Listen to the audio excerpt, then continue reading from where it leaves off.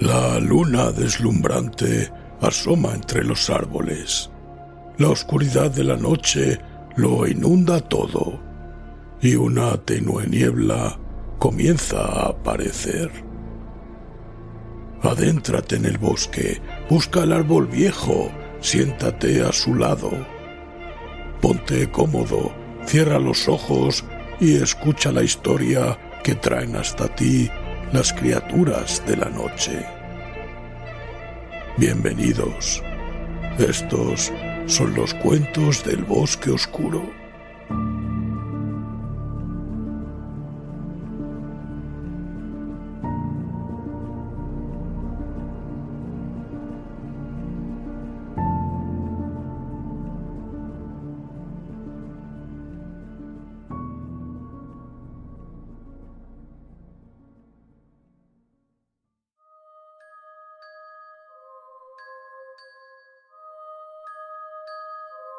Si te gusta lo que hacemos, recuerda suscribirte.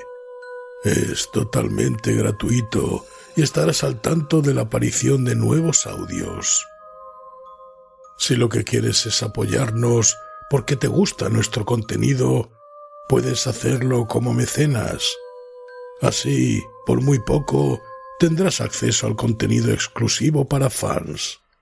Para ello, ve a la página principal de nuestro podcast y pulsa en el botón apoyar. Y recuerda darle a me gusta antes de que acabe el audio, que no se te olvide. Quién sabe qué horribles pesadillas nos aguardan después.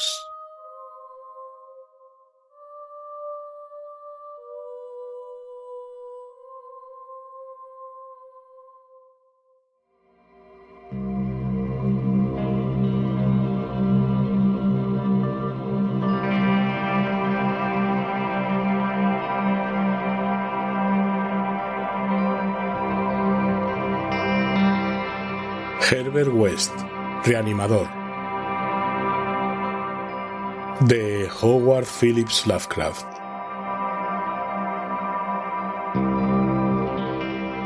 Capítulo 1. De la oscuridad.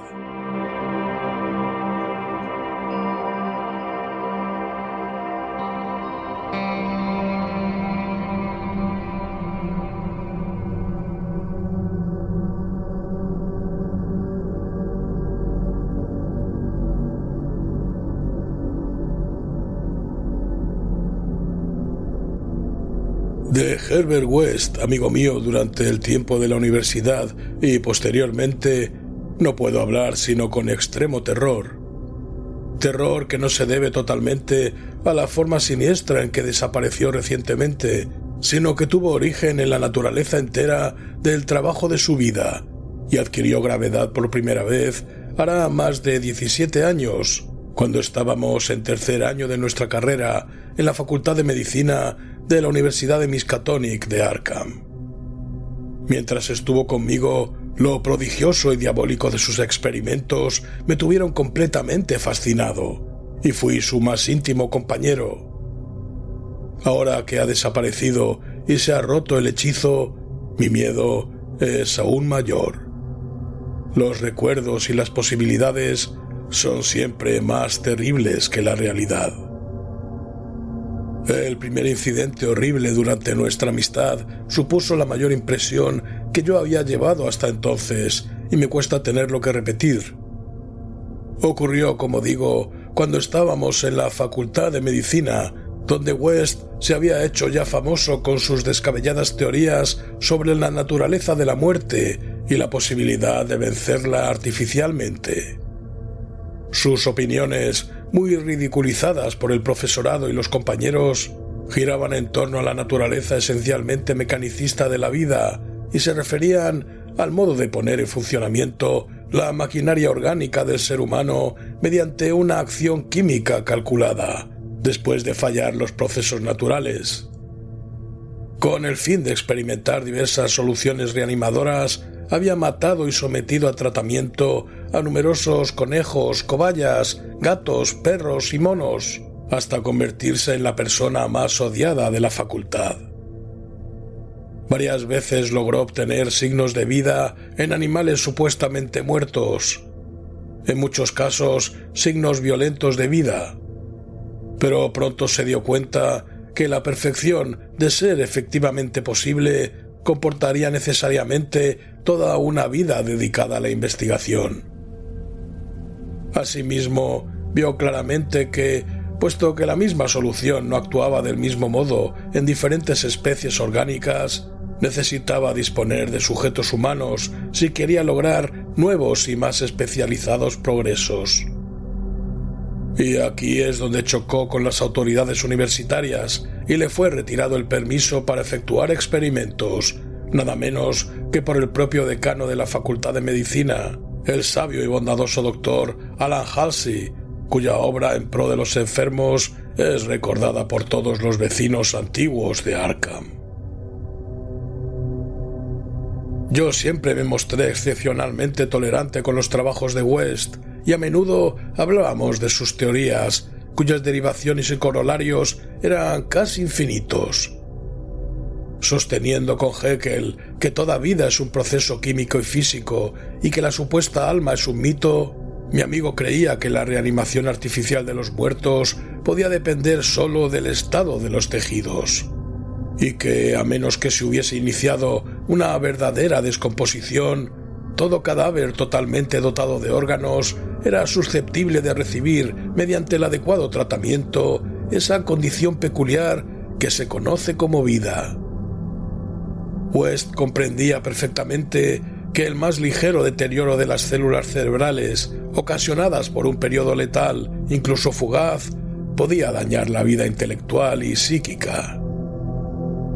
Al principio tenía esperanzas de encontrar un reactivo capaz de restituir la vitalidad antes de la verdadera aparición de la muerte, y solo los repetidos fracasos en animales le habían revelado que eran incompatibles los movimientos vitales naturales y los artificiales. Entonces se procuró ejemplares extremadamente frescos y les inyectó sus soluciones en la sangre inmediatamente después de la extinción de la vida. Tal circunstancia volvió enormemente escépticos a los profesores, ya que entendieron que en ningún caso se había producido una verdadera muerte. No se pararon a considerar la cuestión detenida y razonablemente.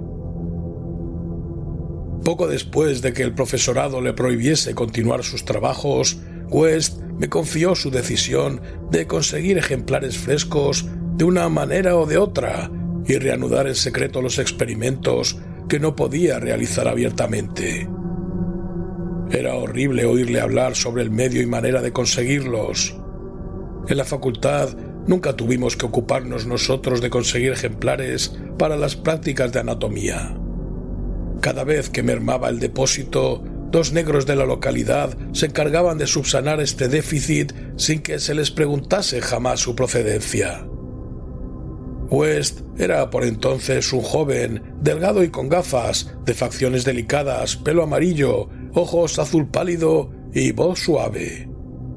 Y era extraño oírle explicar cómo la fosa común era relativamente más interesante que el cementerio perteneciente a la Iglesia de Cristo, dado que casi todos los cuerpos de la Iglesia de Cristo estaban embalsamados, lo cual evidentemente hacía imposibles las investigaciones de West. Por entonces era yo su ferviente y cautivado auxiliar y le ayudé en todas sus decisiones, no solo en las que se referían a la fuente de abastecimiento de cadáveres, sino también en las concernientes al lugar adecuado para nuestro repugnante trabajo. Fui yo quien pensó en la granja deshabitada de Chapman, al otro lado de Meadow Hill.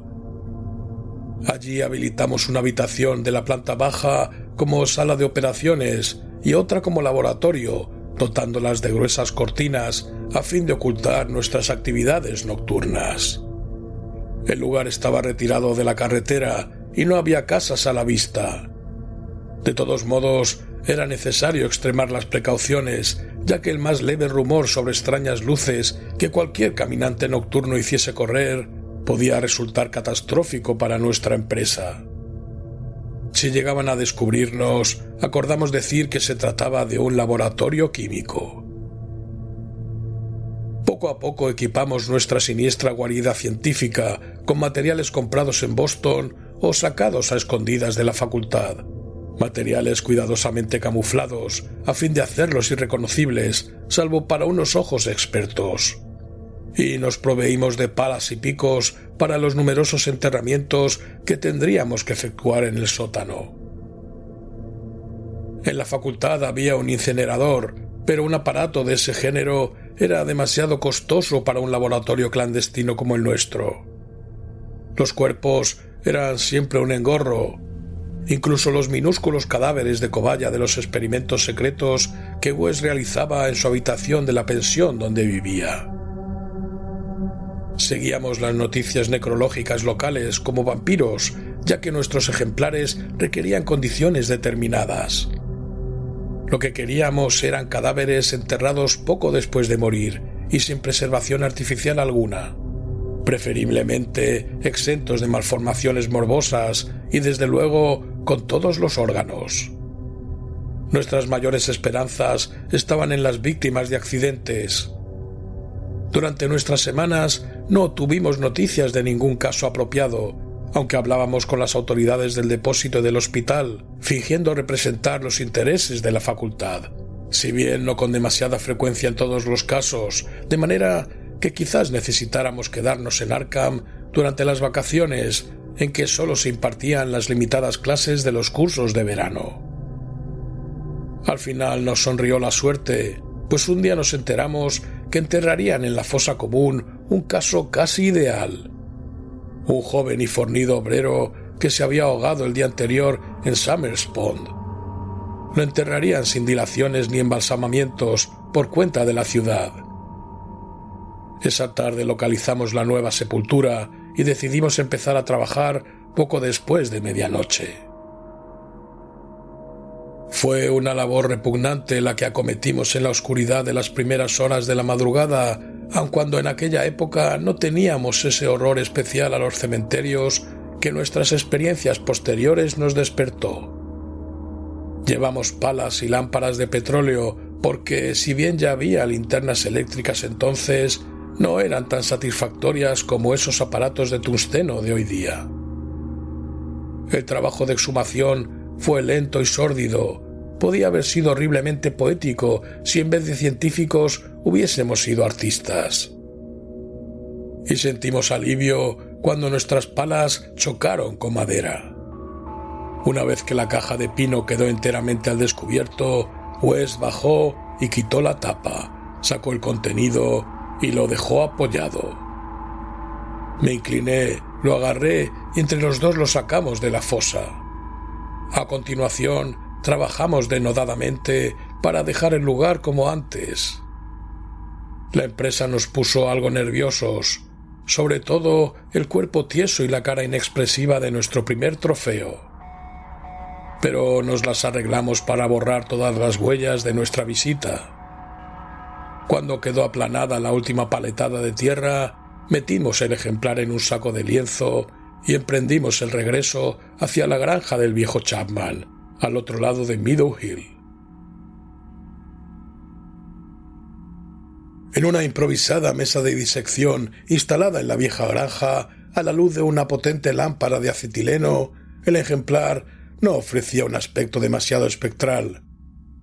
Había sido un joven robusto y poco imaginativo, al parecer un tipo saludable y plebeyo, constitución ancha, ojos grises y cabello castaño. Un animal sano, sin complejidades psicológicas y probablemente con unos procesos vitales de lo más simples y sanos. Ahora bien, con los ojos cerrados, parecía más dormido que muerto. Sin embargo, la prueba experta de mi amigo disipó enseguida toda duda al respecto. Al fin teníamos lo que West siempre había deseado: un muerto verdaderamente ideal, apto para la solución que habíamos preparado con minuciosos cálculos y teorías a fin de utilizar en el organismo humano. Nuestra tensión era enorme. Sabíamos que las posibilidades de lograr un éxito completo eran remotas y no podíamos reprimir un miedo horrible a las grotescas consecuencias de una posible animación parcial. Nos sentíamos especialmente aprensivos en lo que se refería a la mente y a los impulsos de la criatura, ya que podía haber sufrido un deterioro en las delicadas células cerebrales con posterioridad a la muerte. Por lo que a mí respecta, aún conservaba una curiosa noción tradicional del alma humana y sentía cierto temor ante los secretos que podía revelar alguien que regresaba desde el reino de los muertos. Me preguntaba qué visiones pudo presenciar este plácido joven si volvía plenamente a la vida. Pero mi expectación no era excesiva, ya que compartía casi en su mayor parte el materialismo de mi amigo. Él se mostró más tranquilo que yo al inyectar una buena dosis de su fluido en la vena del brazo del cadáver y vendar inmediatamente el pinchazo. La espera fue espantosa, pero West no perdió el aplomo en ningún momento. De cuando en cuando aplicaba su estetoscopio al ejemplar y soportaba filosóficamente los resultados negativos. Al cabo de unos 3/4 de hora, viendo que no se producía el menor signo de vida, declaró decepcionado que la solución era inapropiada. Sin embargo, decidió aprovechar al máximo esta oportunidad y probar una modificación de la fórmula antes de deshacerse de su macabra presa. Esa tarde habíamos cavado una sepultura en el sótano y tendríamos que llenarla al amanecer, pues aunque habíamos puesto cerradura a la casa, no queríamos correr el más mínimo riesgo de que se produjera un desagradable descubrimiento. Además, el cuerpo no estaría ni medianamente fresco a la noche siguiente. De modo que trasladamos la solitaria lámpara de acetileno al laboratorio contiguo, dejando a nuestro mudo huésped a oscuras sobre la losa, y nos pusimos a trabajar en la preparación de una nueva solución, tras comprobar West el peso y las mediciones casi con fanático cuidado. El espantoso suceso fue repentino y totalmente inesperado. Yo estaba vertiendo algo de un tubo de ensayo a otro y West se encontraba ocupado con la lámpara de alcohol que hacía las veces de mechero Bunsen en este edificio sin instalación de gas, cuando de la habitación que habíamos dejado a oscuras brotó la más horrenda y demoníaca sucesión de gritos jamás oída por ninguno de los dos. No habría sido más espantoso el caos de alaridos si el abismo se hubiese abierto para liberar la angustia de los condenados, ya que en aquella cacofonía inconcebible se concentraba el supremo terror y desesperación de la naturaleza animada. No podían ser humanos, un hombre no es capaz de proferir gritos así. Y sin pensar en el trabajo que estábamos realizando, ni en la posibilidad de que lo descubrieran, saltamos los dos por la ventana más próxima como animales despavoridos, derribando tubos, lámparas y matraces y huyendo alocadamente a la estrellada negrura de la noche rural. Creo que gritamos mientras corríamos frenéticamente hacia la ciudad, aunque al llegar a las afueras adoptamos una actitud más contenida. Lo suficiente como para pasar por un par de juerguistas trasnochadores que regresaban a casa después de una francachela. No nos separamos, sino que nos refugiamos en la habitación de West, y allí estuvimos hablando, con la luz de gas encendida, hasta que amaneció.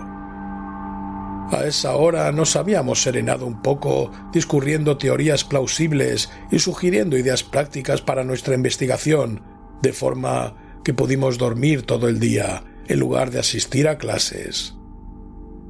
Pero esa tarde aparecieron 2 artículos en el periódico, sin relación alguna entre sí, que nos quitaron el sueño.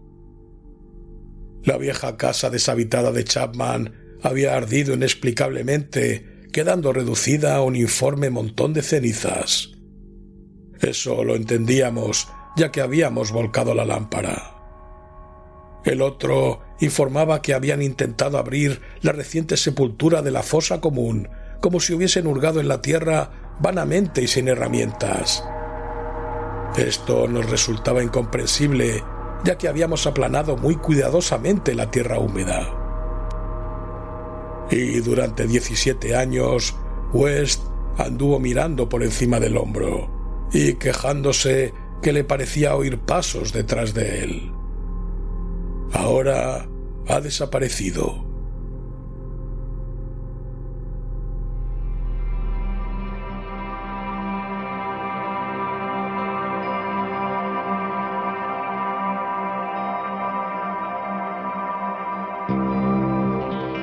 Capítulo 2. El demonio de la peste.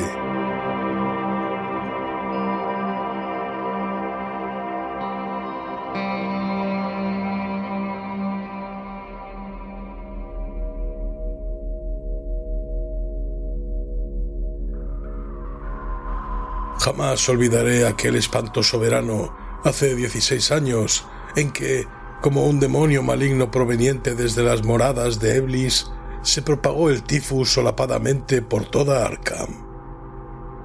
Muchos recuerdan ese año por dicho azote satánico, ya que un auténtico terror se cernió con membranosas alas sobre los ataúdes amontonados en el cementerio de la Iglesia de Cristo.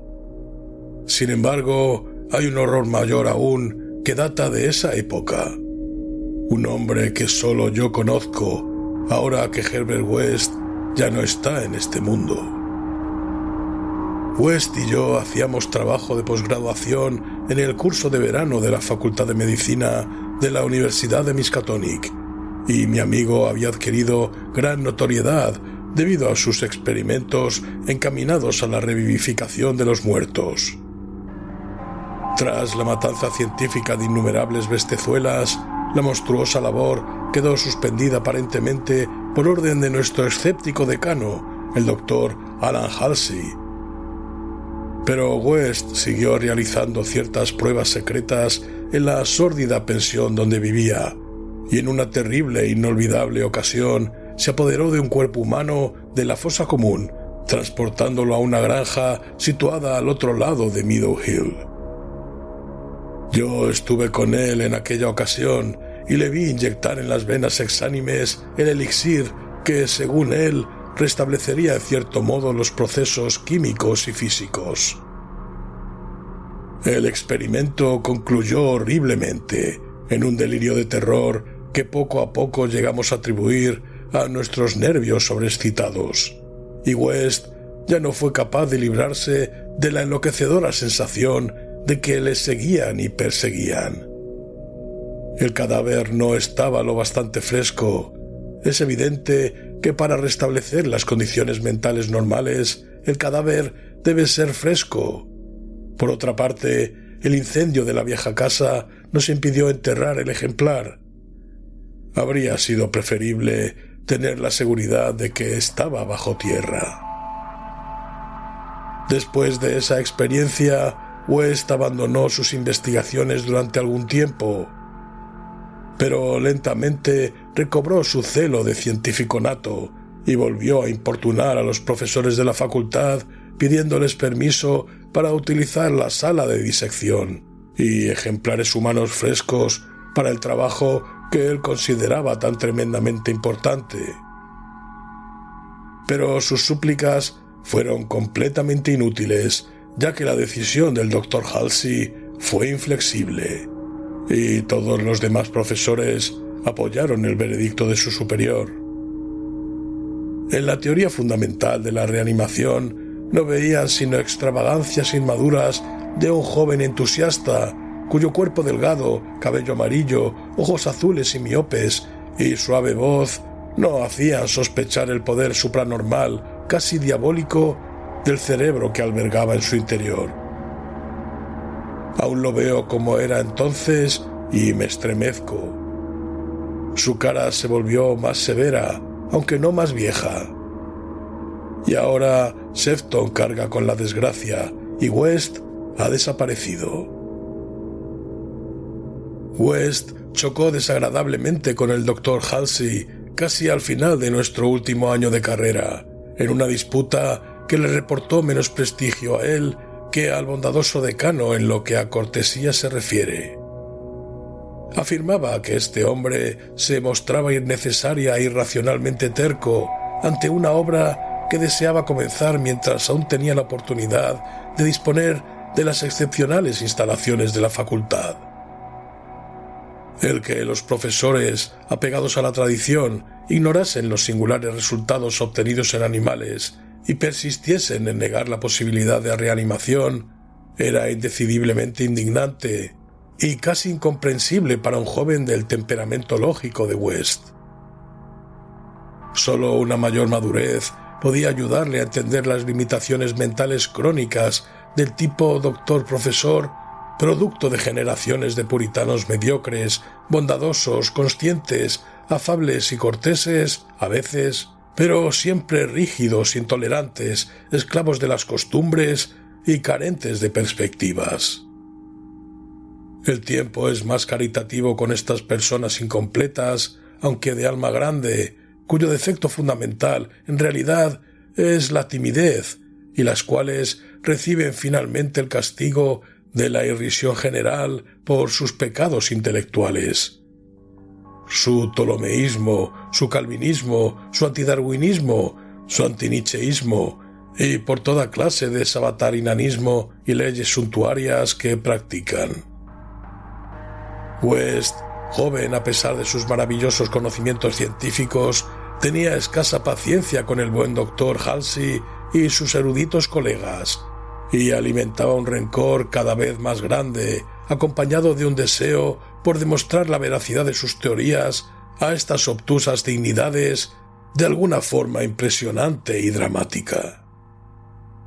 Y como la mayoría de los jóvenes se entregaban a complicados sueños de venganza, de triunfo y de magnánima indulgencia final.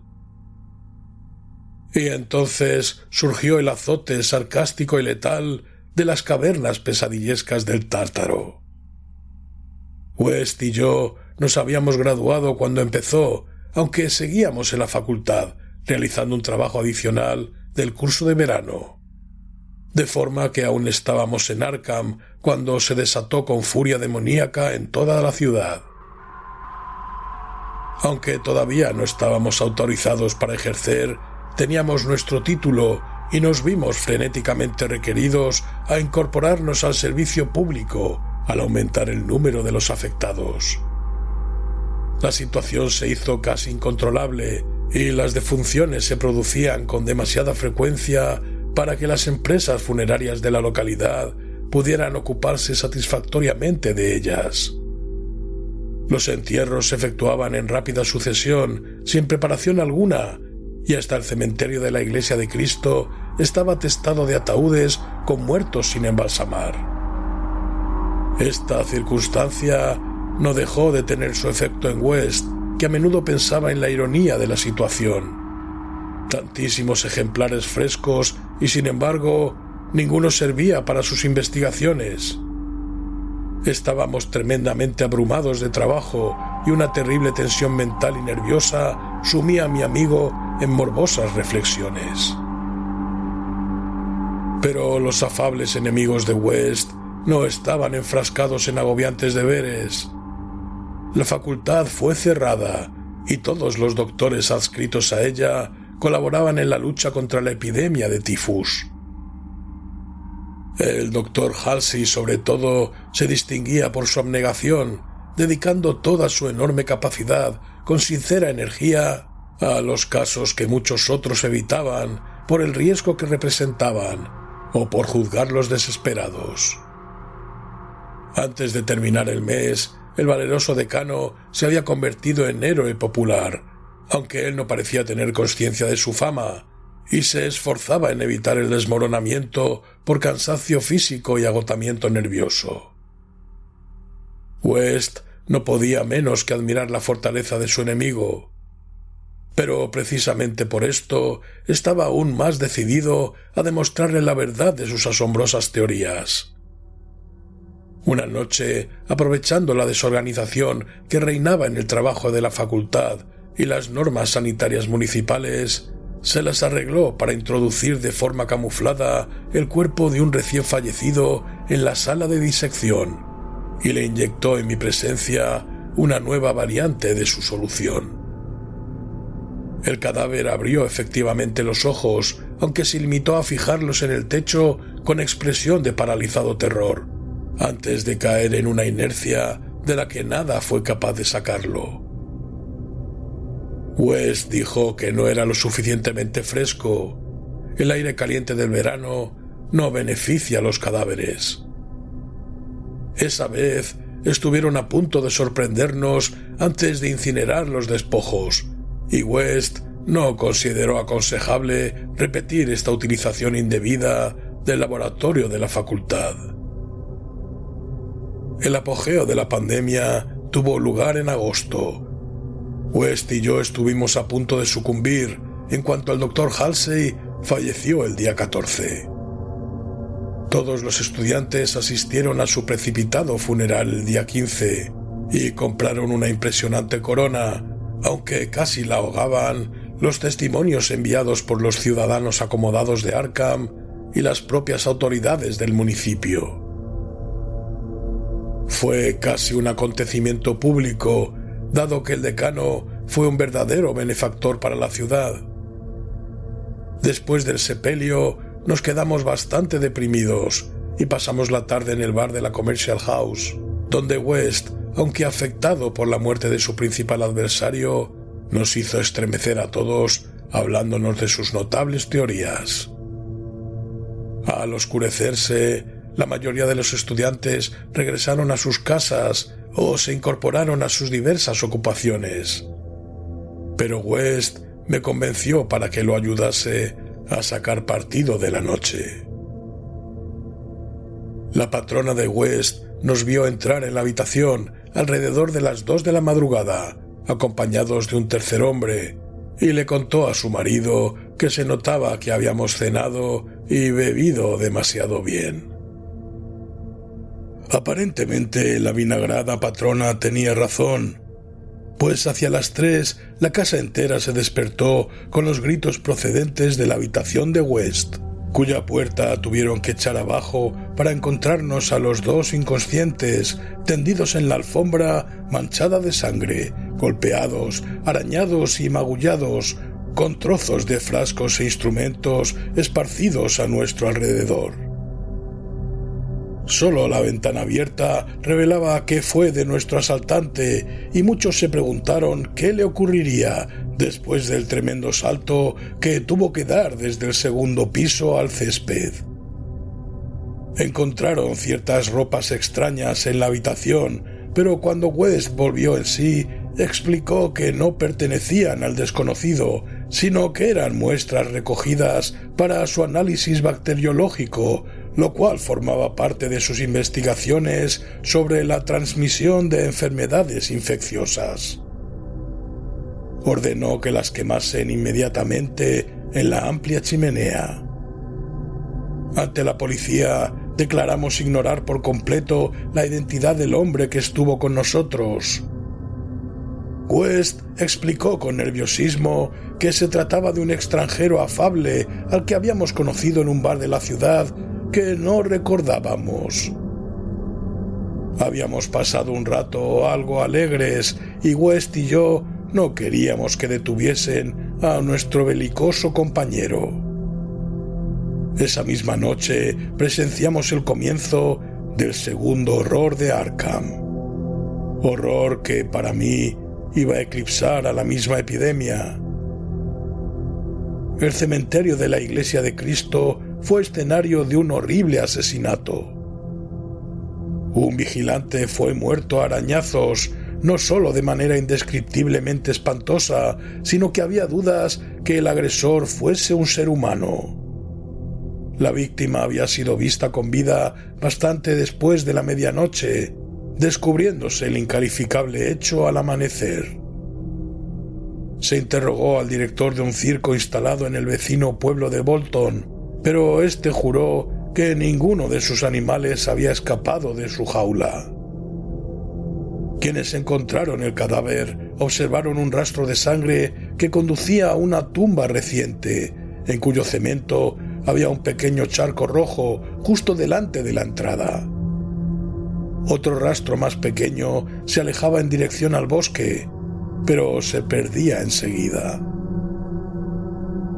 A la noche siguiente, los demonios danzaron sobre los tejados de Arkham y una desenfrenada locura aulló en el viento. Por la enfebrecida ciudad anduvo suelta una maldición de la que unos dijeron que era más grande que la peste y otros murmuraban que era el espíritu encarnado del mismo mal.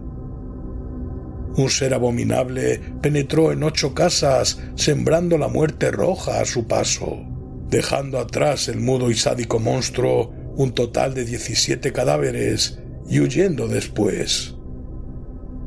Algunas personas que llegaron a verle en la oscuridad dijeron que era blanco y como un mono malformado o monstruo antropomorfo. No dejó entero a ninguno de cuantos atacó, ya que a veces sintió hambre. El número de víctimas ascendía a 14. A las otras 3 las encontró ya muertas al irrumpir en sus casas, víctimas de la enfermedad. La tercera noche, los frenéticos grupos dirigidos por la policía lograron capturarlo en una casa de Crane Street, cerca del campus universitario. Habían organizado la batida con toda minuciosidad, manteniéndose en contacto mediante puestos voluntarios de teléfono. Y cuando alguien del distrito de la universidad informó que había oído arañar en una ventana cerrada, desplegaron inmediatamente la red. Debido a las precauciones y a la alarma general, no hubo más que otras 2 víctimas y la captura se efectuó sin más accidentes.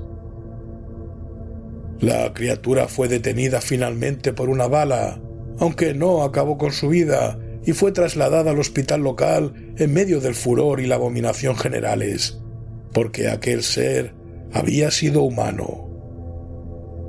Esto quedó claro a pesar de sus ojos repugnantes, su mutismo simiesco y su salvajismo demoníaco. Le vendaron la herida y trasladaron al manicomio de Sefton, donde estuvo golpeándose la cabeza contra las paredes de una celda acolchada durante 17 años, hasta un reciente accidente, a causa del cual escapó en circunstancias de las cuales a nadie le gusta hablar. Lo que más repugnó a quienes lo atraparon en Arkham fue que al limpiarle la cara a la monstruosa criatura, observaron en ella una semejanza increíble y burlesca con un mártir sabio y abnegado al que habían enterrado hacía 3 días. El difunto doctor Alan Halsey, benefactor público y decano de la Facultad de Medicina de la Universidad Miskatonic. Para el desaparecido Herbert West y para mí, la repugnancia y el horror fueron indecibles. Aún me estremezco esta noche mientras pienso en todo ello, y tiemblo más aún de lo que temblé aquella mañana en que West murmuró entre sus vendajes: «Maldita sea, no estaba bastante fresco».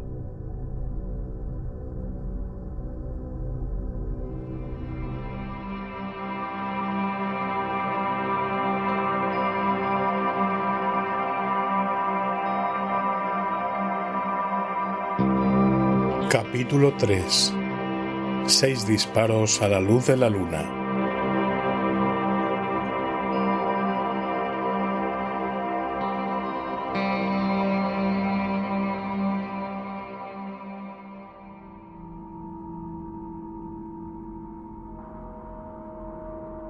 No es corriente descargar los 6 tiros de un revólver con toda precipitación, cuando solo uno habría sido sin duda suficiente. Pero hubo muchas cosas en la vida de Herbert West que no eran corrientes. No es habitual, por ejemplo, que un médico recién salido de la universidad se vea obligado a ocultar los motivos que lo impulsan a elegir determinada casa y consulta. Sin embargo, ese fue el caso de Herbert West. Cuando obtuvimos él y yo el título de la Facultad de Medicina de la Universidad de Miskatonic, y tratamos de paliar nuestra penuria instalándonos como facultativos de medicina general, tuvimos mucho cuidado en ocultar que habíamos elegido nuestra casa por su aislamiento y su proximidad al cementerio. Un deseo de soledad de esta naturaleza rara vez carece de motivos. Y como es natural, nosotros los teníamos también. Nuestras necesidades se debían a un trabajo claramente impopular. Externamente éramos médicos tan solo, pero por debajo de esa superficie había objetivos de una importancia mucho más grande y terrible, ya que lo esencial en la vida de Herbert West era la búsqueda en las negras y prohibidas regiones de lo desconocido, en las que esperaba descubrir el secreto de la vida y de devolver la animación perpetua al barro frío del cementerio. Una búsqueda de ese género requiere extraños materiales, entre ellos cadáveres humanos recientes. Y para mantenerse abastecido de tales elementos indispensables, uno debe vivir discretamente y no muy lejos de un lugar de enterramientos anónimos. West y yo nos habíamos conocido en la universidad y fui el único que simpatizó con sus espantosos experimentos. Gradualmente me convertí en su ayudante inesperado y ahora que abandonábamos la universidad teníamos que seguir juntos. No era fácil que dos doctores encontraran salida juntos, pero finalmente, por influencia de la universidad, se nos proporcionó una consulta en Bolton, pueblo industrial próximo a Arkham, la sede universitaria. Las fábricas textiles de Bolton son las más grandes del Valle de Miskatonic y sus operarios políglotas no han sido jamás pacientes gratos para los médicos de la localidad.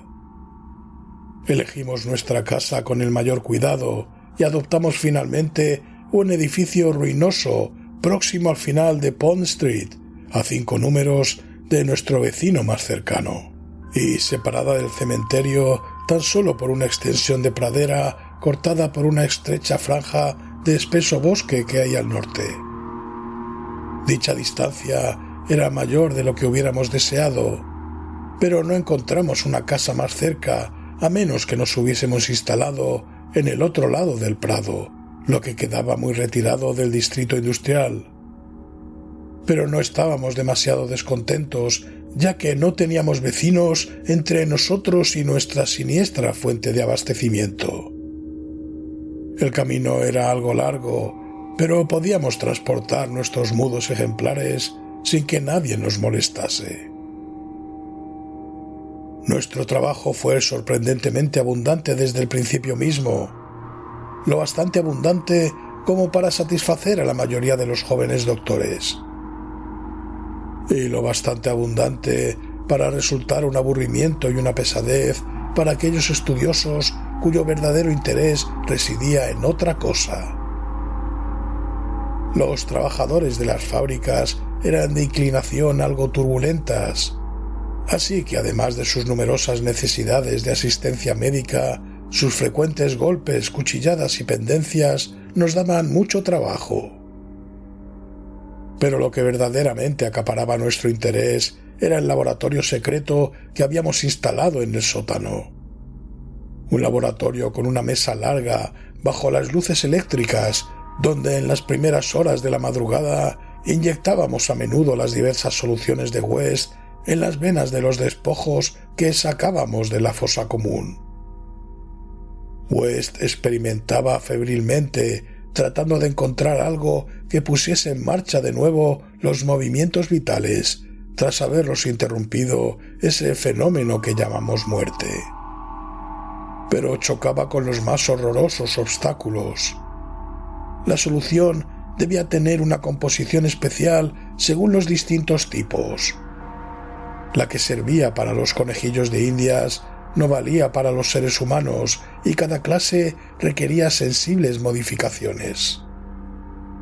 Los cuerpos tenían que ser excepcionalmente frescos, dado que una ligera descomposición del tejido cerebral hacía imposible que la reanimación fuese perfecta. En efecto, el mayor problema estaba en conseguir cadáveres suficientemente frescos.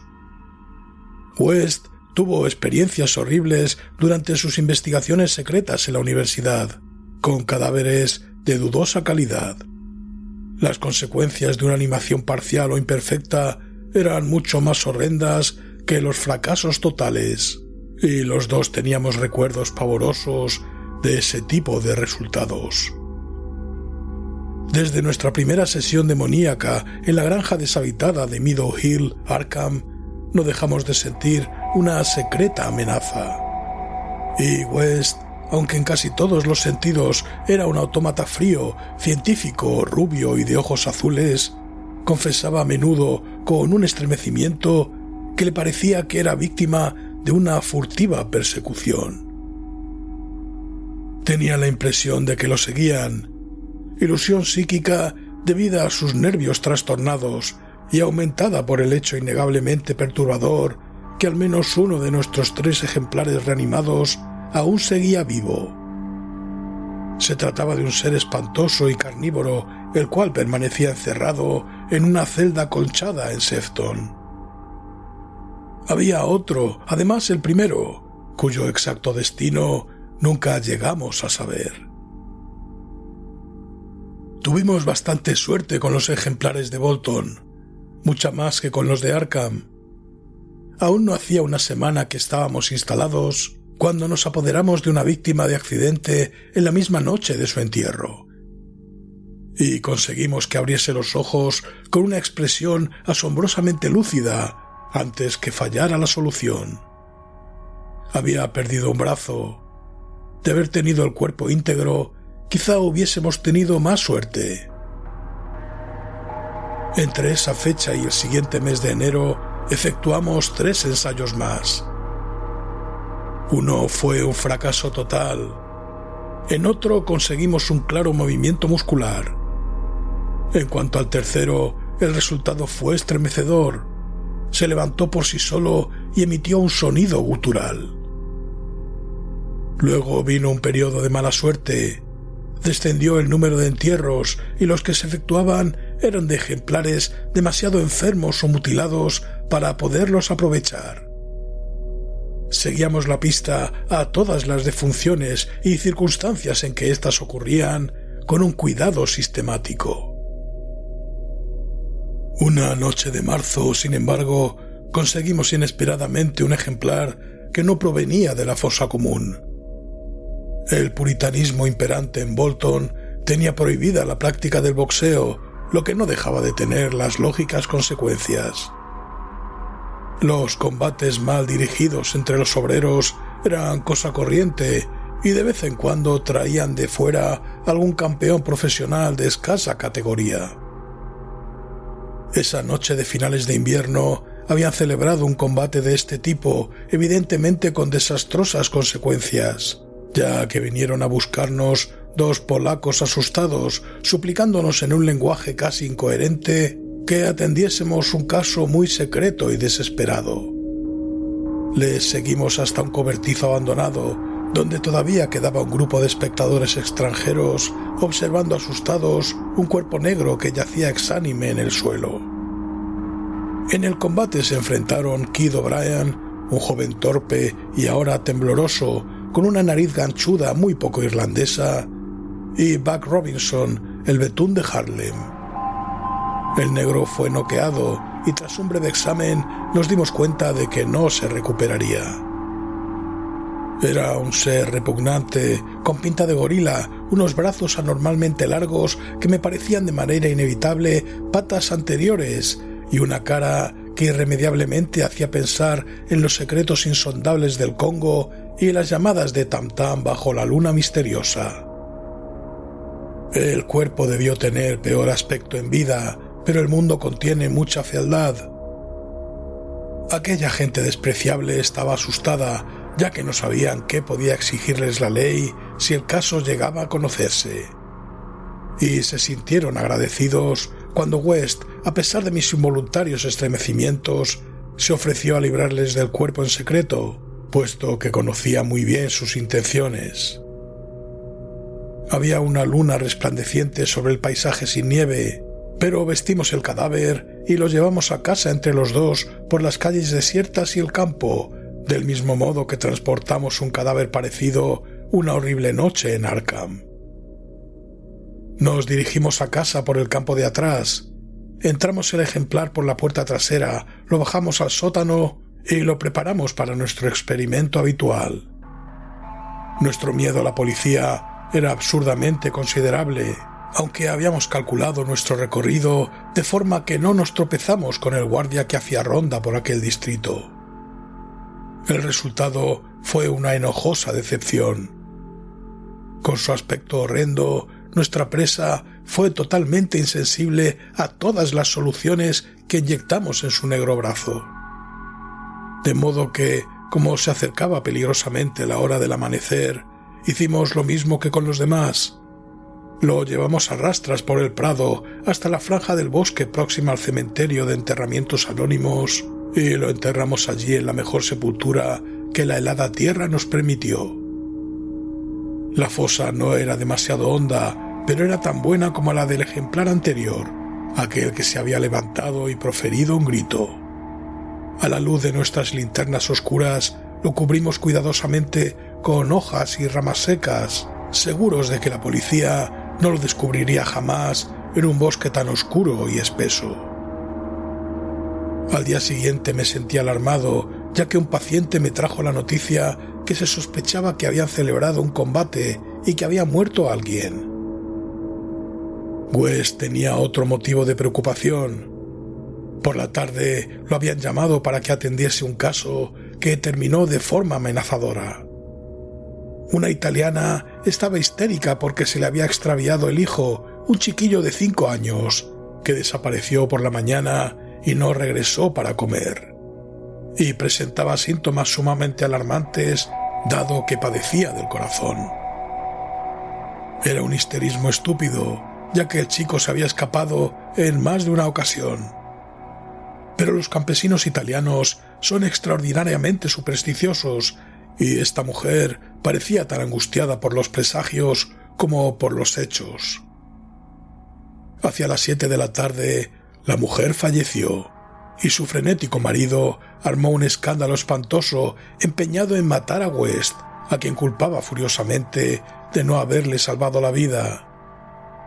Los amigos lo sujetaron cuando le vieron sacar un cuchillo, pero West se marchó en medio de inhumanos alaridos, maldiciones y juramentos de venganza.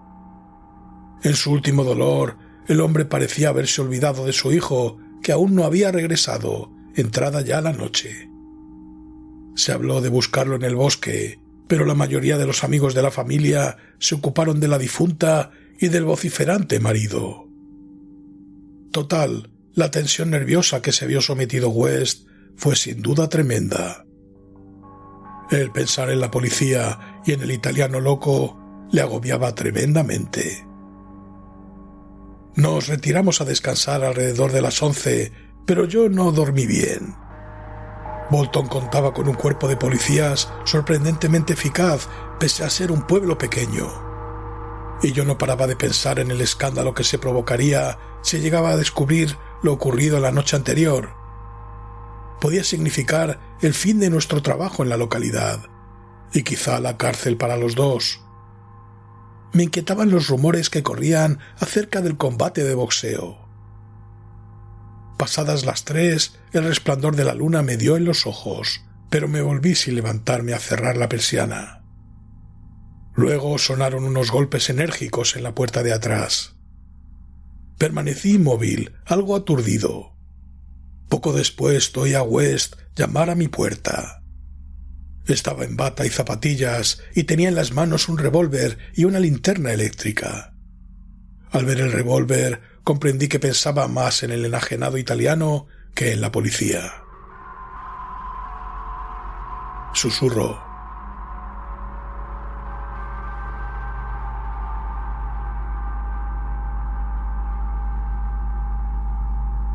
Así que bajamos los dos sigilosamente, con un temor en parte justificado y en parte debido solo al misterio de las primeras horas de la madrugada. Volvieron a llamar un poco más fuerte. Al llegar a la puerta, corrí el cerrojo cautelosamente y abrí de par en par, y al revelarnos la luz de la luna, la figura que teníamos delante, West hizo algo muy extraño. A pesar del evidente peligro de atraer sobre nuestras cabezas la temida investigación policial, cosa que felizmente evitamos por el relativo aislamiento de nuestra casa, mi amigo, súbita, excitada e innecesariamente, vació las 6 recámaras de su revólver sobre nuestro nocturno visitante. Porque no se trataba del italiano ni de un policía. Recortándose horrendamente contra la luna espectral, había un ser gigantesco y deforme, inconcebible salvo en las pesadillas. Una aparición de ojos vidriosos, negra y casi a 4 patas, cubierta de hojas y ramas y barro, sucia de sangre coagulada, la cual mostraba entre sus dientes relucientes una cosa cilíndrica, terrible, blanca como la nieve, que terminaba en una mano diminuta.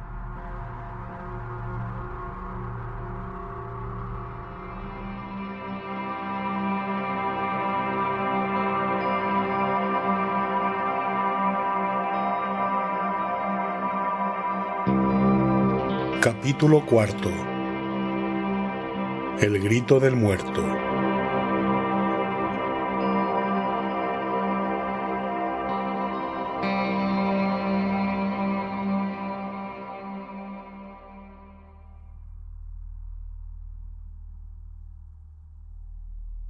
El grito de un muerto fue lo que me hizo concebir aquel intenso horror hacia el Dr. Herbert West, horror que enturbió los últimos años de nuestra vida en común.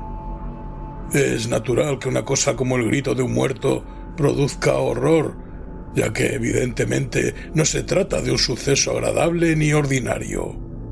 Pero yo estaba acostumbrado a esta clase de experiencias. Por tanto, lo que me afectó en esta ocasión fue cierta circunstancia especial. Quiero decir que no fue el muerto lo que me asustó. Herbert West, de quien era yo compañero y ayudante, poseía intereses científicos muy alejados de la rutina habitual de un médico de pueblo. Esa era la razón por la que, al establecer su consulta en Bolton, eligió una casa próxima al cementerio. Dicho brevemente y sin paliativos, el único interés absorbente de West consistía en el estudio secreto de los fenómenos de la vida y de su culminación, encaminados a reanimar a los muertos inyectándoles una solución estimulante. Para llevar a cabo estos macabros experimentos era preciso estar constantemente abastecidos de cadáveres humanos muy frescos, porque aún la más mínima descomposición daña la estructura del cerebro humano, y descubrimos que el preparado necesitaba una composición específica según los diferentes tipos de organismos. Matamos docenas de conejos y cobayas para tratarlos, pero este camino no nos llevó a ninguna parte. West nunca había conseguido plenamente su objetivo porque nunca pudo disponer de un cadáver suficientemente fresco. Necesitaba cuerpos cuya vitalidad hubiera cesado muy poco antes, cuerpos con todas las células intactas, capaces de recibir nuevamente el impulso hacia esa forma de movimiento llamado vida. Había esperanzas de volver perpetua esta segunda vida artificial mediante repetidas inyecciones, pero habíamos averiguado que una vida natural ordinaria no respondía a la acción. Para infundir movimiento artificial debía quedar extinguida la vida nocturna.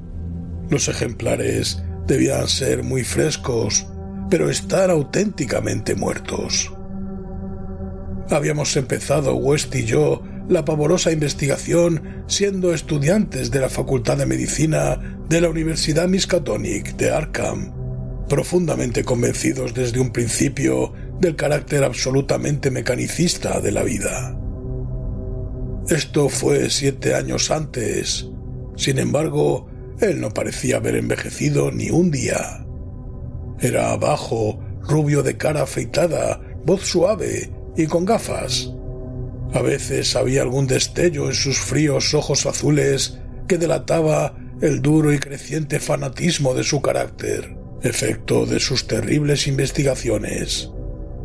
Nuestras experiencias fueron a menudo espantosas en extremo, debidas a una reanimación defectuosa, al galvanizar aquellos grumos de barro de cementerio en un movimiento morboso, insensato y anormal, merced a diversas modificaciones de la solución vital. Uno de los ejemplares profirió un alarido escalofriante. Otro se levantó violentamente, nos derribó dejándonos inconscientes y huyó enloquecido antes de que lograran cogerlo y encerrarlo tras los barrotes del manicomio.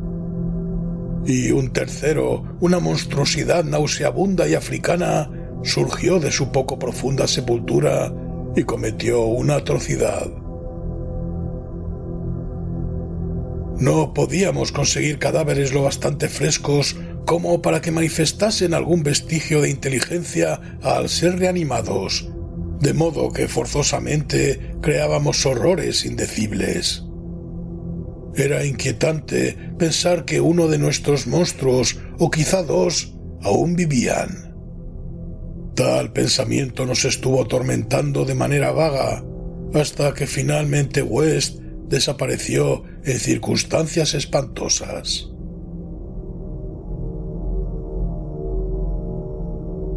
Pero en la época del alarido en el laboratorio del sótano de la aislada casa de Bolton, nuestros temores estaban subordinados a la ansiedad por conseguir ejemplares extremadamente frescos. West se mostraba más ávido que yo, de forma que casi me parecía que miraba con codicia el físico de cualquier persona viva y saludable. Fue en julio de 1910 cuando empezó a mejorar nuestra suerte en lo que a ejemplares se refiere. Yo me había ido a Illinois a hacerle una larga visita a mis padres y a mi regreso encontré a West en un estado de singular euforia. Me dijo excitado que casi con toda probabilidad había resuelto el problema de la frescura de los cadáveres, abordándolo desde un ángulo enteramente distinto, el de la preservación artificial. Yo sabía que trabajaba en un preparado nuevo sumamente original, así que no me sorprendió que hubiera dado resultado.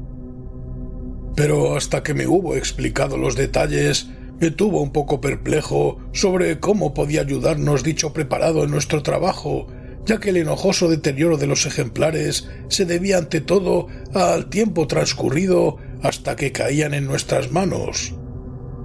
Esto lo había visto claramente West, según me daba cuenta ahora, al crear un compuesto embalsamador para uso futuro, más que inmediato, por si el destino le proporcionaba un cadáver muy reciente y sin enterrar, como nos ocurrió años antes con el negro aquel de Bolton tras el combate de boxeo.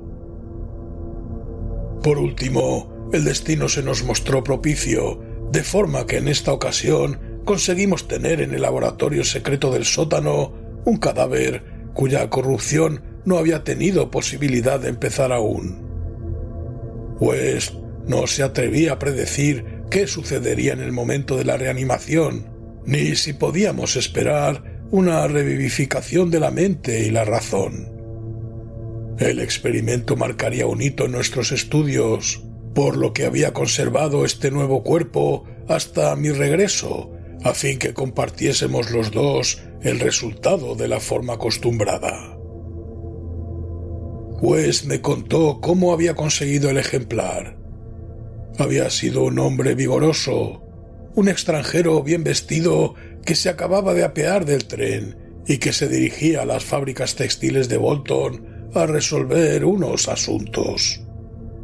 Había dado un largo paseo por el pueblo y al detenerse en nuestra casa al preguntar el camino hacia las fábricas, sufrió un ataque al corazón. Se negó a tomar un cordial y cayó súbitamente muerto un momento después. Como era de esperar, el cadáver le pareció a West como caído del cielo. En su breve conversación, el forastero le explicó que no conocía a nadie en Bolton, y tras registrarle los bolsillos después, averiguó que se trataba de un tal Robert Leavitt, de San Luis, al parecer sin familia, que pudiera hacer averiguaciones sobre su desaparición. Si no conseguía devolverlo a la vida, nadie se enteraría de nuestro experimento. Solíamos enterrar los despojos en una espesa franja de bosque que había entre nuestra casa y el cementerio de enterramientos anónimos. En cambio, si teníamos éxito, nuestra fama quedaría brillante y perpetuamente establecida.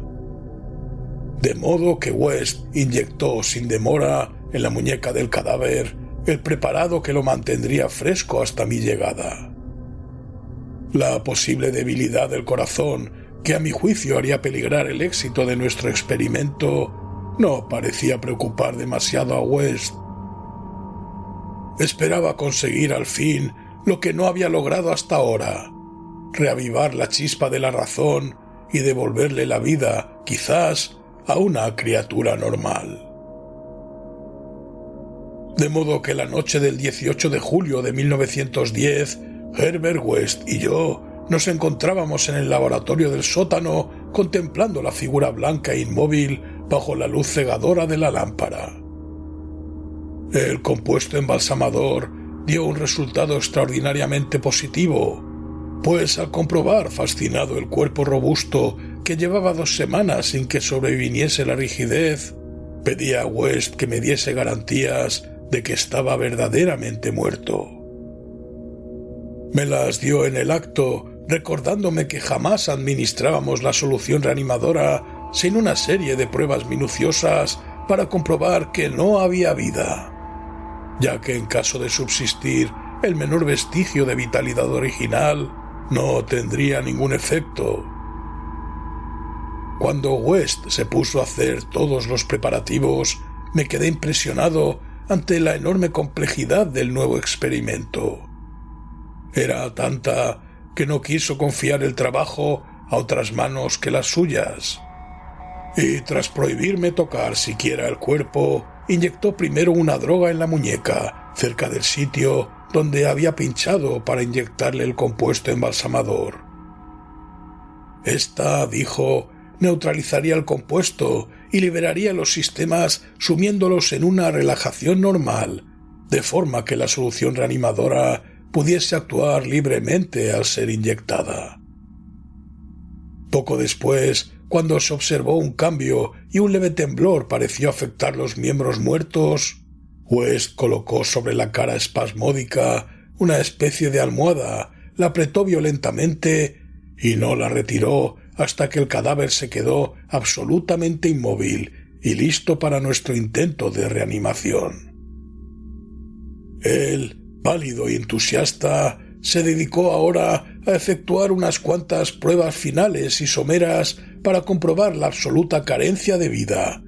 Se apartó satisfecho y finalmente inyectó en el brazo izquierdo una dosis meticulosamente medida del elixir vital, preparado durante la tarde con más minuciosidad que nunca desde nuestros tiempos universitarios, en que nuestras hazañas eran nuevas e inseguras.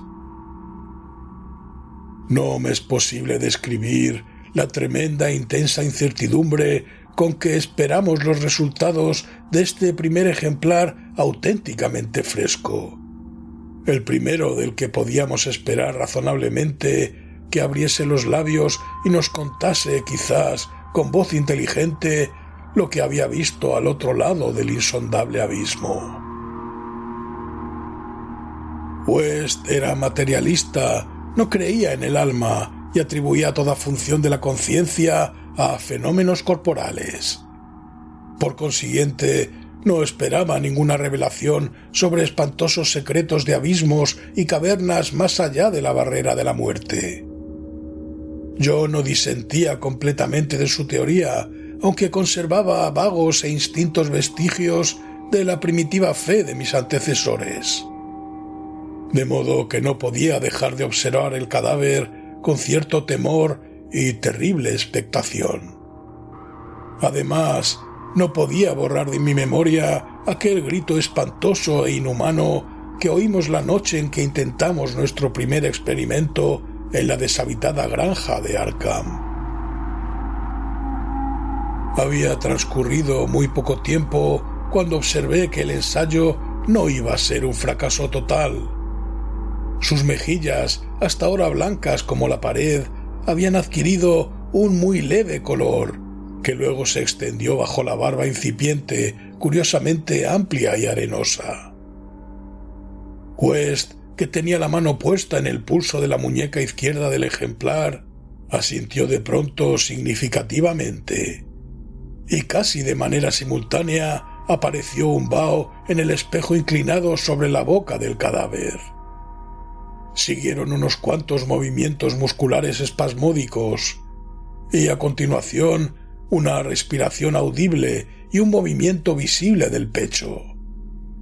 Observé los párpados cerrados y me pareció percibir un temblor.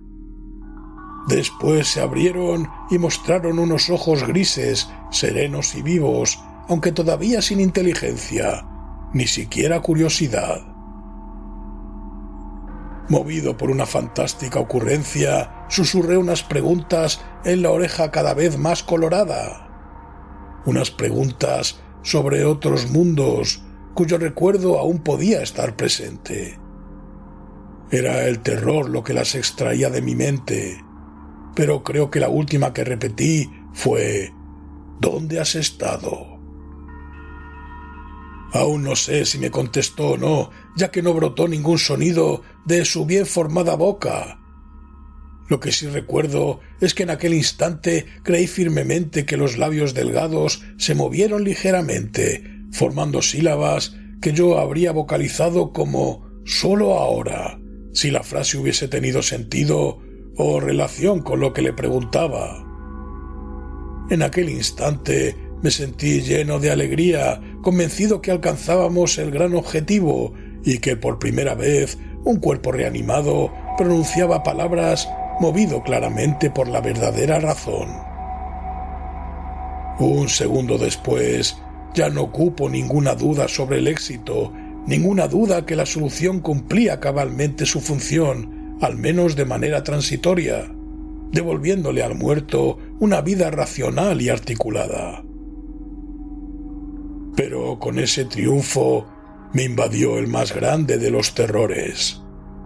No a causa del ser que había hablado, sino por la acción que había presenciado y por el hombre a quien me unían las vicisitudes profesionales.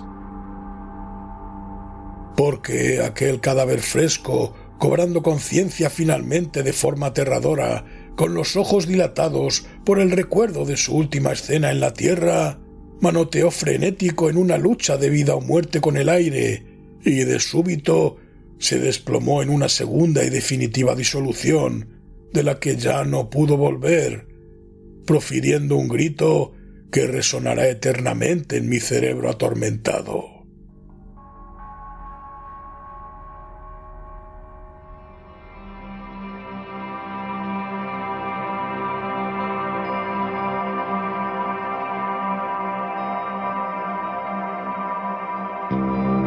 Capítulo 5. El horror de las sombras.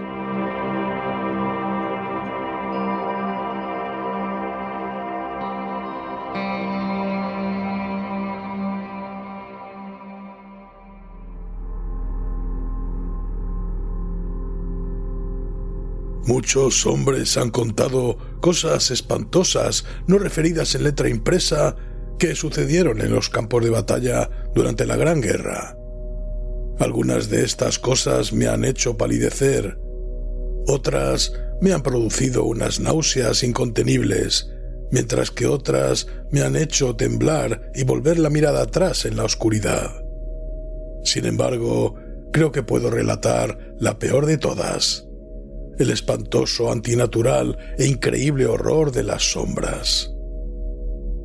En 1915 estaba yo como médico con el grado de teniente en un regimiento canadiense en Flandes, siendo uno de los numerosos americanos que se adelantaron al gobierno mismo en la gigante contienda. No había ingresado en el ejército por iniciativa propia, sino más bien como consecuencia natural de haberse alistado el hombre de quien era yo ayudante indispensable. el célebre cirujano de Bolton, Dr. Herbert West. El Dr. West se mostró siempre deseoso de poder prestar servicio como cirujano en la Gran Guerra, y cuando dicha posibilidad se presentó, me arrastró consigo en contra de mi voluntad. Había motivos por los que yo me hubiera alegrado que la guerra nos separase, motivos por los que encontraba la práctica de la medicina y la compañía de West cada vez más irritante. Pero cuando se marchó a Ottawa y consiguió por medio de la influencia de un colega una plaza de comandante médico, no me pude resistir a la autoritaria insistencia de aquel hombre decidido a que le acompañase en mi calidad habitual.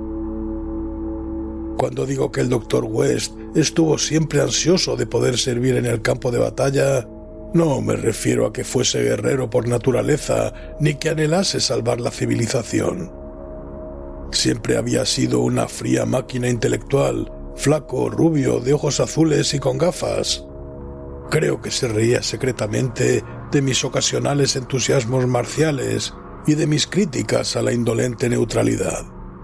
Sin embargo, había algo en la devastada Flandes que él quería, y a fin de conseguirlo, tuvo que adoptar aspecto militar.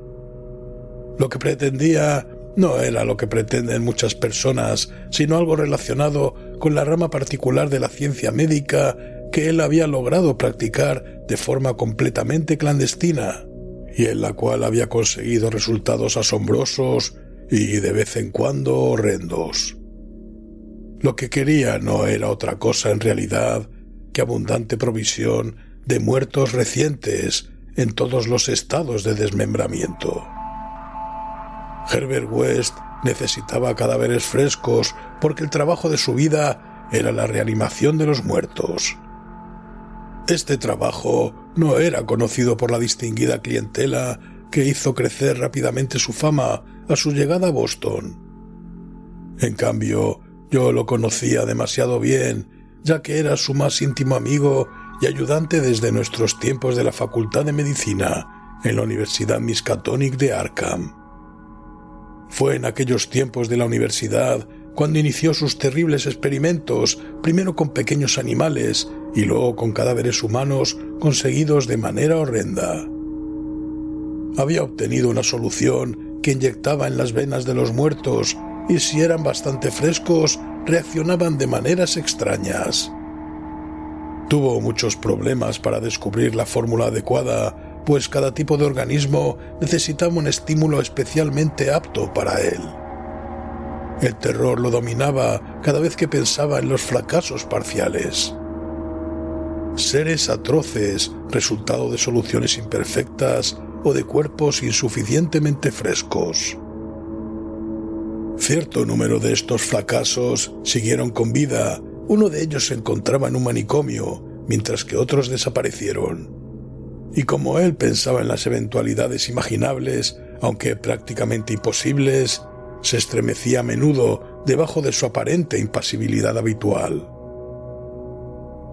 West se dio cuenta muy pronto que el requisito fundamental para que los ejemplares sirviesen era su frescura. Así que recurrió al procedimiento espantoso y abominable de robar cadáveres. En la universidad y cuando empezamos a ejercer en el pueblo industrial de Bolton, mi actitud respecto a él era de fascinada admiración.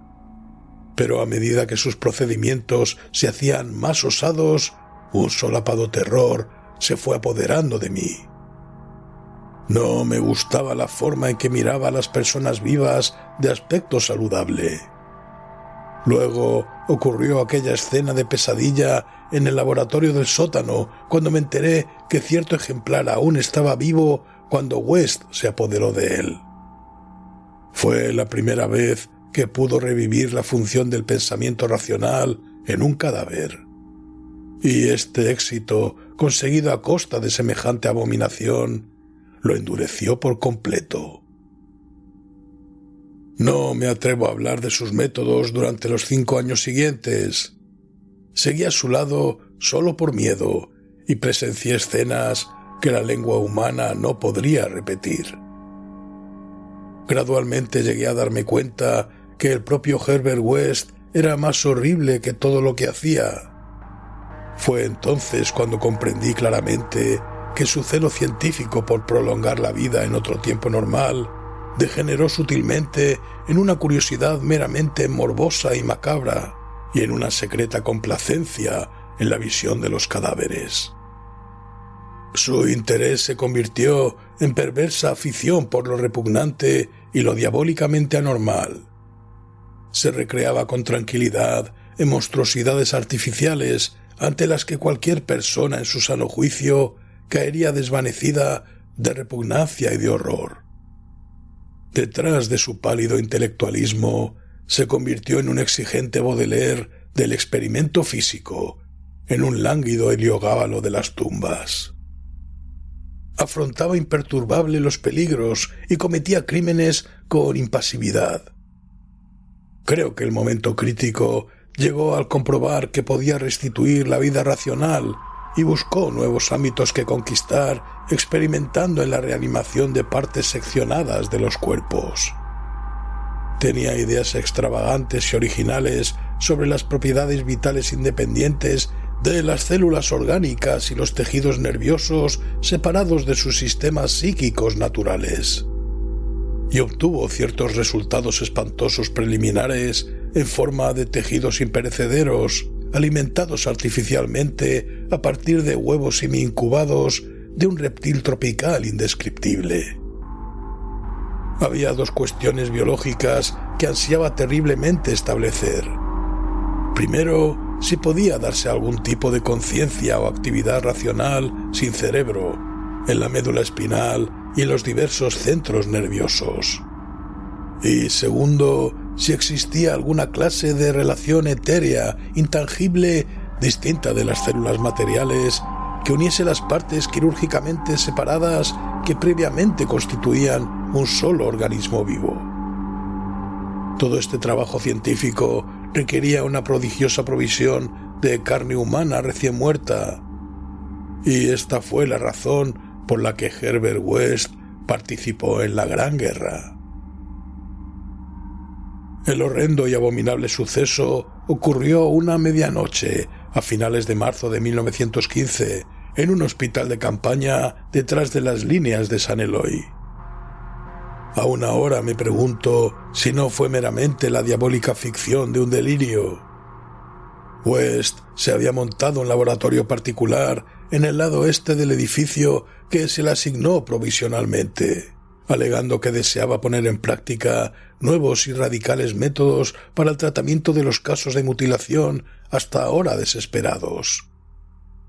Allí trabajaba como un carnicero en medio de su sanguinolenta mercancía. Jamás llegué a acostumbrarme a la ligereza con que él manejaba y clasificaba determinado material.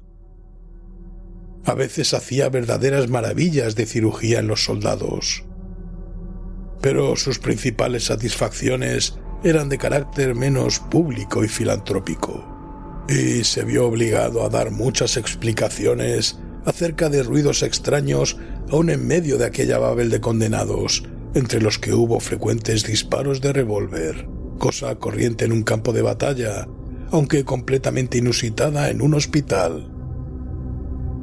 Los ejemplares reanimados por el Dr. West no reunían condiciones para recibir una larga existencia ni ser contemplados por un amplio número de espectadores. Además del humano, West utilizaba gran cantidad de tejido embrionario de reptiles que él cultivaba con resultados singulares. Era mejor que el material humano para conservar con vida los fragmentos privados de órganos, y esa era ahora la principal actividad de mi amigo. En un oscuro rincón del laboratorio, sobre un extraño mechero de incubación, tenía una gran cuba tapada, llena de esa sustancia celular de reptiles que se multiplicaba y crecía de forma borboteante y horrenda. La noche de la que hablo teníamos un ejemplar nuevo y espléndido. Un hombre físicamente fuerte y a la vez de tan elevada inteligencia que nos garantizaba un sistema nervioso sensible. Resultaba irónico, porque se trataba del oficial que ayudó para que se le concediese a West su destino y que ahora debió ser nuestro socio. Es más, en el pasado estudió secretamente la teoría de la reanimación bajo la dirección de West. El comandante Sir Eric Morland Clapham Lee era el mejor cirujano de nuestra división y fue designado precipitadamente al sector de San Eloy cuando llegaron al cuartel general noticias del recrudecimiento de la lucha. Efectuó el viaje en un avión pilotado por el intrépido teniente Ronald Hill, solo para ser derribado precisamente en el punto de su destino.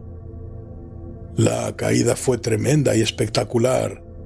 Hill quedó irreconocible.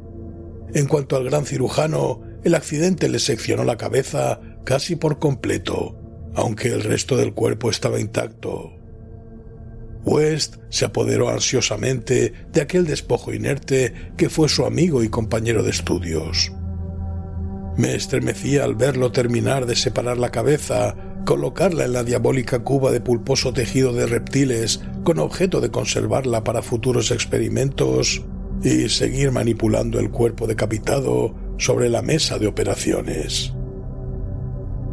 Inyectó sangre nueva, unió determinadas venas, arterias y nervios del cuello sin cabeza y cerró la horrible abertura injertando piel de un ejemplar no identificado que había llevado uniforme de oficial.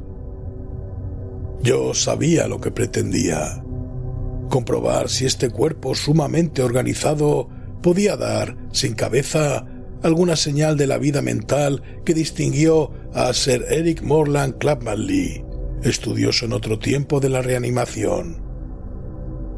Este tronco mudo era ahora requerido espantosamente a servir de ejemplo. Aún puedo ver a Herbert West bajo la siniestra luz de la lámpara, inyectando la solución reanimadora en el brazo del cuerpo decapitado. No puedo describir la escena, me desmayaría si lo intentara, ya que era enloquecedora aquella habitación repleta de horribles objetos clasificados, con el suelo resbaladizo a causa de la sangre y otros desechos menos humanos que formaban un barro cuyo espesor llegaba casi hasta el tobillo. Y aquellas anormalidades de reptiles salpicando, burbujeando y cociendo sobre el espectro azulado y vacilante de llama en un rincón de negras sombras. El ejemplar, como West comentó repetidas veces, poseía un sistema nervioso espléndido. Esperaba mucho de él. Y cuando empezó a manifestar leves movimientos de contracción, pude ver el interés febril reflejado en el rostro de West. Creo que estaba preparado para presenciar la prueba de su cada vez más sólida opinión que la conciencia, la razón y la personalidad pueden subsistir independientemente del cerebro. Que el hombre no posee un espíritu central conectivo, sino que es meramente una máquina de materia nerviosa en la que cada sección se encuentra más o menos completa en sí misma. En una triunfal demostración, West estaba a punto de relegar el misterio de la vida a la categoría de mito. El cuerpo ahora se contraía más vigorosamente y bajo nuestros ojos ávidos empezó a jadear de forma horrible. Agitó los brazos con desasosiego, alzó las piernas y contrajo varios músculos en una especie de contorsión repulsiva. Luego, aquel despojo sin cabeza levantó los brazos en un gesto de inequívoca desesperación, de una desesperación inteligente que bastaba para confirmar todas las teorías de Herbert West. Evidentemente, los nervios recordaban el último acto en vida del hombre, la lucha por librarse del avión que se iba a estrellar. No sé exactamente qué fue lo que siguió. Tal vez se trata solo de una alucinación provocada por la impresión que sufrí en aquel instante al iniciarse el bombardeo alemán que destruyó el edificio. ¿Quién sabe, ya que West y yo fuimos los únicos supervivientes? West prefería pensar que fue eso antes de su reciente desaparición. Pero había ocasiones en que no podía, porque era extraño que sufriéramos los dos la misma alucinación. El horrendo incidente fue simple en sí mismo, aunque excepcional por lo que implicaba. El cuerpo de la mesa se levantó con un movimiento ciego, vacilante, terrible, y oímos un sonido gutural. No me atrevo a decir que se trataba de una voz, porque fue demasiado espantoso. Sin embargo, lo más horrible no fue su cavernosidad, ni tampoco lo que dijo, ya que gritó tan solo: «¡Salta, Ronald, por Dios, salta!». Lo espantoso fue su procedencia, porque brotó de la gran cuba tapada de aquel rincón macabro de oscuras sombras.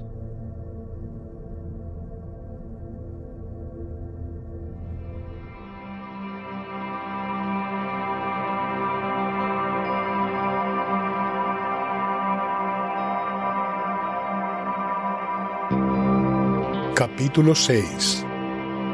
Las legiones de la tumba.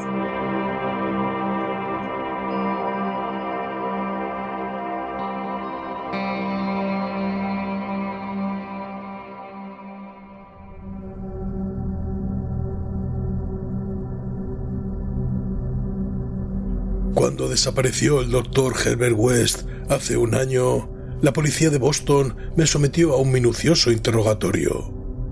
Sospechaban que me callaba cosas, o algo peor, pero no podía decirles la verdad porque no me habrían creído. Sabían efectivamente que West estuvo complicado en actividades que iban más allá de la capacidad de crédito de los hombres ordinarios, pues sus espantosos experimentos sobre la reanimación de cadáveres fueron demasiado numerosos para mantener un perfecto secreto en torno a ellos.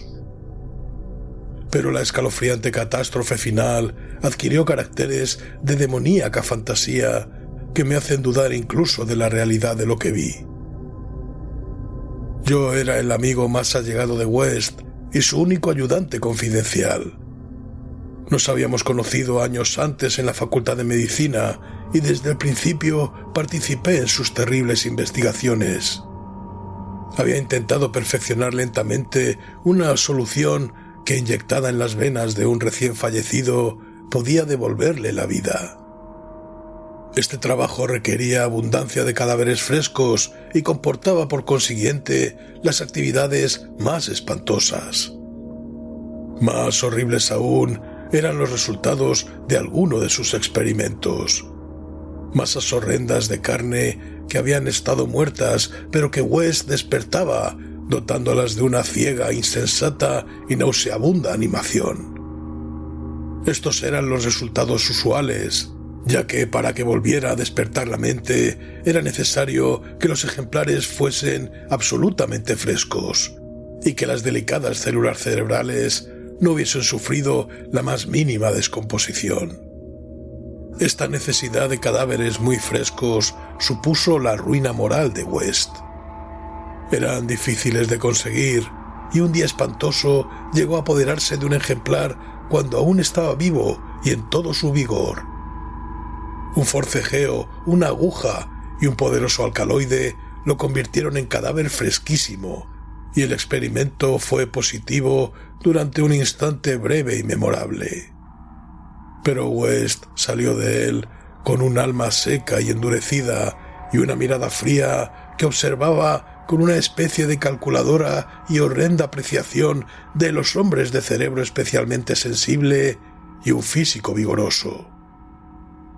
Hacia el final, cobré a West un intenso terror, ya que empezaba a mirarme de esa misma forma.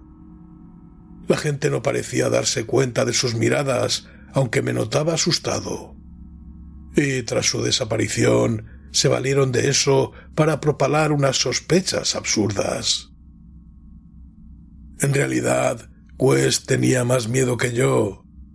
Sus abominables trabajos lo hacían llevar una vida furtiva y llena de sobresaltos. En parte, era la policía quien le daba miedo, pero a veces su nerviosismo era más hondo y brumoso y estaba relacionado con las abominaciones indescriptibles a las que inyectó una vida morbosa y en las que no vio extinguirse dicha vida. Por lo general, terminaba sus experimentos con el revólver, pero a veces no era lo bastante rápido. Es lo que ocurrió con aquel primer ejemplar, en cuya saqueada sepultura se descubrieron más tarde huellas de arañazos. Y lo que sucedió también con el cadáver de aquel profesor de Arkham que cometió actos de canibalismo antes de ser capturado y encerrado sin identificar en una celda del manicomio de Sefton, donde estuvo 16 años golpeándose la cabeza contra las paredes. Casi todos los demás resultados que posiblemente subsistían eran productos de lo que resulta más difícil hablar, dado que en los últimos años el celo científico de West degeneró en una manía insana y fantástica, consagrando su prodigiosa habilidad no solo a vitalizar cuerpos enteramente humanos, sino trozos aislados de cadáveres o partes unidas a una materia orgánica no humana. En la época en que desapareció, se había convertido en algo diabólicamente repugnante. Muchos de los experimentos no podrían ser referidos en la letra impresa.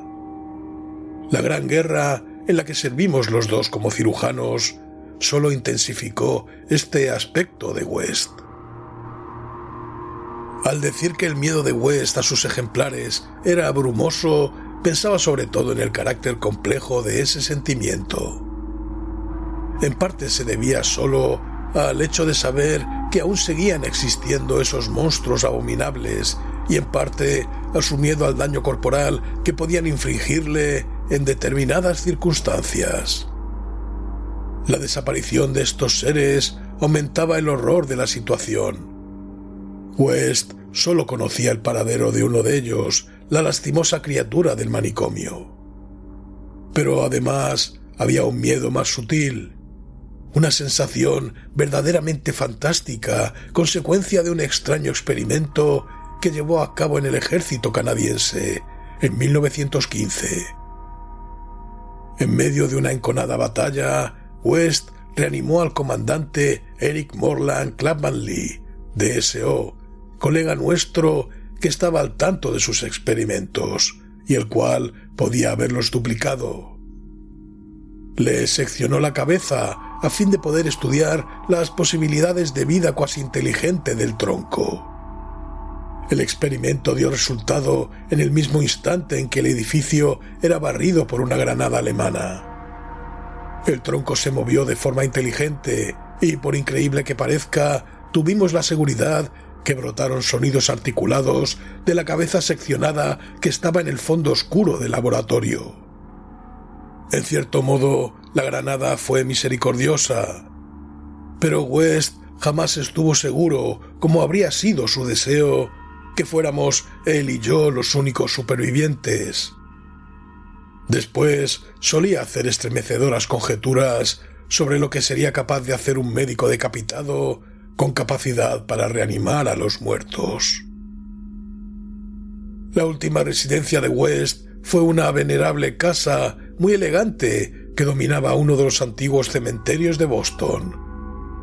Había escogido el lugar por razones puramente simbólicas y fantásticas, ya que la mayoría de los enterramientos databan del período colonial y por tanto eran de muy poca utilidad para un científico que necesitaba cadáveres frescos. Había instalado el laboratorio en un subsótano secretamente construido por obreros traídos de otra región, y en él tenía un gran incinerador para la total y discreta eliminación de los cadáveres, fragmentos y remedos sintéticos de cuerpos que quedaban de los morbosos experimentos e impías diversiones del dueño. Durante la excavación de este sótano, los obreros dieron con cierta albañilería extraordinariamente antigua. Sin duda comunicaba con el viejo cementerio, aunque era demasiado profunda para que desembocara en algún sepulcro conocido. Después de muchos cálculos, West concluyó que debía existir alguna cámara secreta bajo la tumba de los Averill, en la que el último entierro se efectuó en 1768. Yo estaba con él cuando estudió las paredes goteantes y nitrosas que dejaron al descubierto las palas y los picos de los obreros, y estaba preparado para el espantoso escalofrío que nos aguardaba en el instante de descubrir los secretos sepulcrales y seculares. Pero por primera vez la nueva timidez de West se impuso a su natural curiosidad y traicionó su degenerada fibra, imponiéndole que dejase intacta la albañilería y la tapase con yeso. Y así permaneció hasta la noche infernal como parte de las paredes del laboratorio secreto. He hablado del debilitamiento de West, pero debo añadir que era puramente mental e intangible. Exteriormente fue el mismo hasta el final. Tranquilo, frío, delgado, con el pelo amarillo, ojos azules y con gafas, y un aspecto general de joven que los años y los terrores no llegaron a cambiar. Parecía sereno incluso cuando pensaba en aquella sepultura arañada y miraba por encima del hombro, o cuando pensaba en aquel ser carnívoro que mordía y manoteaba los barrotes de Sefton. El final de Herbert West comenzó una tarde en nuestro despacho común, cuando alternaba su extraña mirada entre el periódico y yo. Un curioso titular atrajo su atención desde las arrugadas páginas, y una zarpa titánica pareció atraparle desde 16 años atrás. En el manicomio de Sefton, a 50 millas de distancia, sucedió algo espantoso e increíble que dejó estupefacto al vecindario y perpleja a la policía. A primeras horas de la madrugada, un grupo de hombres silenciosos penetró en el parque de la institución y su jefe despertó a los celadores. Era una amenazadora figura militar que hablaba sin mover los labios, cuya voz parecía conectada casi ventrílocuamente a un gran estuche negro que transportaba. Su inexpresivo rostro tenía las facciones bien parecidas, hasta a punto de dar la impresión de una belleza radiante, aunque el director se llevó un sobresalto cuando la luz del vestíbulo cayó sobre él, ya que era un rostro de cera y los ojos de cristal pintado.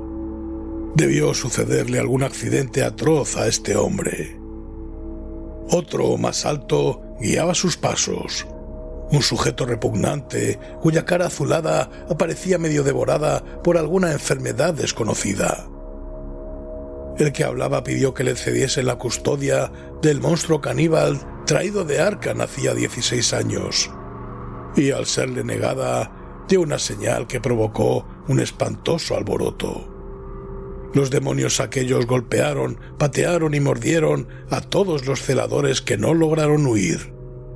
Mataron a 4 y finalmente consiguieron liberar al monstruo. Estas víctimas, que podían recordar el suceso sin histerismos, juraban que las criaturas se comportaron menos como hombres que como puros autómatas guiados por el jefe de cabeza de cera. Cuando les llegó ayuda, aquellos hombres y la criatura caníbal habían desaparecido sin dejar rastro. Desde el momento en que leyó el artículo hasta medianoche, West permaneció casi paralizado. A las 12 sonó el timbre de la puerta y se sobresaltó terriblemente. Todos los criados dormían en el ático, de modo que fui yo a abrir. Como he contado a la policía, no había ningún vehículo en la calle. Solo vi un grupo de figuras de aspecto extraño con un gran estuche cuadrado que depositaron en la entrada.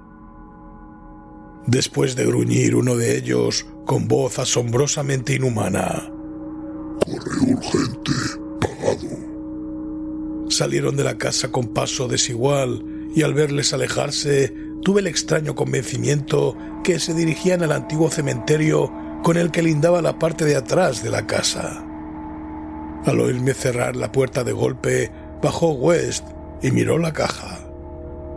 Tenía unos 2 pies cuadrados y llevaba el nombre correcto de West, con su actual dirección. También traía remitente Eric Morland Clapham Lee, St. Clair, Eloy, Flandes. 6 años antes, en Flandes, el hospital se había derrumbado a causa de una granada sobre el tronco decapitado y reanimado del doctor Clapham Lee y sobre su cabeza separada, la cual quizás había llegado a proferir sonidos articulados. Ahora West ni siquiera se emocionó. Su estado era más espantoso. Dijo rápidamente: «Es el fin, pero incineremos esto». Transportamos la caja hacia el laboratorio con el oído atento. No recuerdo mucho de los detalles, ya pueden imaginar mi estado psíquico, pero es una mentira maliciosa decir que fue el cuerpo de Herbert West lo que metí en el incinerador. Entre los dos introdujimos la caja sin abrir, cerramos la puerta y conectamos la corriente. Y no brotó sonido alguno de la caja. Fue West quien observó primero que se caía el yeso de una parte de la pared, donde antes fue cubierta la antigua albañilería de la tumba. Iba yo a echar a correr, pero él me retuvo. Entonces vi una pequeña abertura negra, sentí una bocanada de viento frío y hediondo y percibí el olor de las entrañas abominables de la tierra pútrida.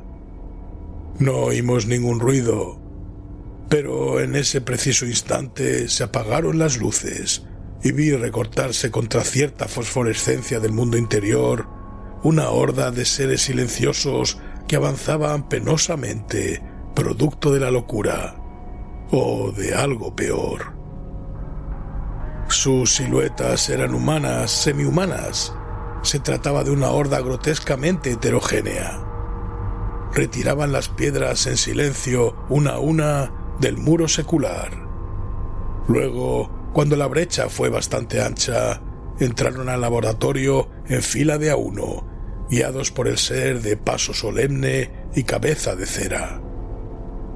Una especie de monstruosidad con ojos desorbitados que marchaba detrás del jefe agarró a Herbert West. West no se resistió ni profirió grito alguno. Luego se abalanzaron todos sobre él y lo despedazaron ante mis ojos, llevándose sus trozos a la cripta subterránea de fabulosas abominaciones. El jefe de cabeza de cera, que iba vestido con uniforme de oficial canadiense, se llevó la cabeza de West. Al desaparecer, vi que sus ojos azules, detrás de las gafas, centelleaban espantosamente, revelando por primera vez una frenética y visible emoción. Los criados me encontraron inconsciente por la mañana. West había desaparecido. El incinerador contenía solo ceniza inidentificable. Los detectives me han interrogado, pero ¿qué puedo decir? No relacionarán a West con la tragedia de Sefton, ni con eso, ni con los hombres de la caja, cuya existencia niegan. Les hablé de la cripta, pero ellos me enseñaron el yeso intacto de la pared y se han reído. Así que no les conté más. Quieren dar a entender que estoy loco o que soy un asesino. Probablemente es que estoy loco. Pero podría no ser así si esas condenadas legiones de las tumbas no estuviesen tan calladas.